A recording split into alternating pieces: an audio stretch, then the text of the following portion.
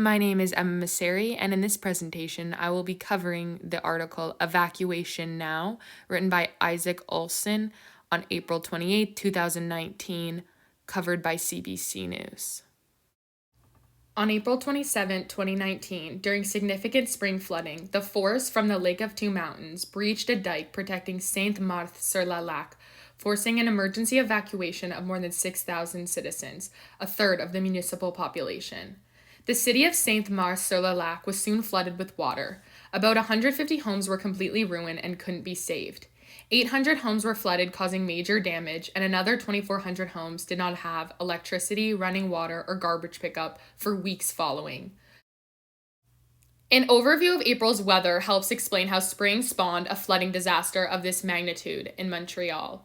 A snowy winter with below average temperatures meant about twice the normal amount of snow was still in the ground in mid-April, according to Environment Canada meteorologist André Cantin. Then temperatures began to warm, remaining above freezing day and night. Finally, rain was falling every 2 or 3 days by mid-month.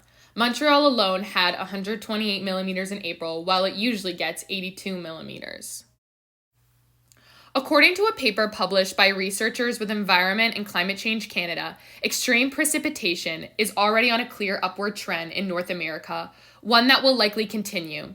As the Earth's climate continues to warm, it evaporates more water into the atmosphere. This can produce heavier downpours, leading to flash floods.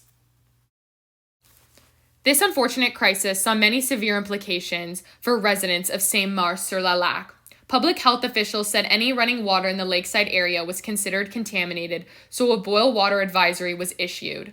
Sewers were backed up and wastewater had seeped into people's basements, yards, and into the lake, so residents were told not to flush their toilets. Unfortunately, such incidences like the one occurring at Saint-Marthe-sur-la-Lac will likely arrive more frequently as Canada's aging dams continue on a collision course with a warming climate. There are over 14,000 dams across Canada, with significant concentrations in Quebec, Ontario, and British Columbia. Many date from the early and mid-20th century. While some are well-maintained and were built to withstand extreme events, others have deteriorated beyond hope of restoration. They are at risk of failing even during moderate rainfall, let alone the severe rainfall events that are becoming increasingly common as a result of climate change. Provinces, territories, and municipalities have begun to plan for or mitigate severe weather events through strategic investments that improve resilience against future disasters. For example, land use plans encourage communities not to build in floodplains. Up-to-date floodplain maps allow municipalities to better plan future growth in areas of low flood risk and build in infrastructure resiliency in high-risk flood areas. With the anticipated increase in frequency and impacts of severe weather events, floodplain maps are even more important. They help to predict likely storm outcomes and the areas of greater risk.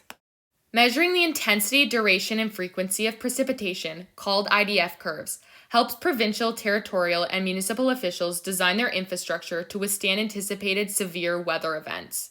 Since 2006, Environment and Climate Change Canada had not continually produced IDF curves. Some provinces and territories lack the technical expertise and resources to interpret the data and produce their own IDF curves. Without this vital information, decision makers are not well equipped to make mitigation decisions that affect infrastructure. Environment and Climate Change Canada should work with partners to determine how IDF curves should be produced for decision makers.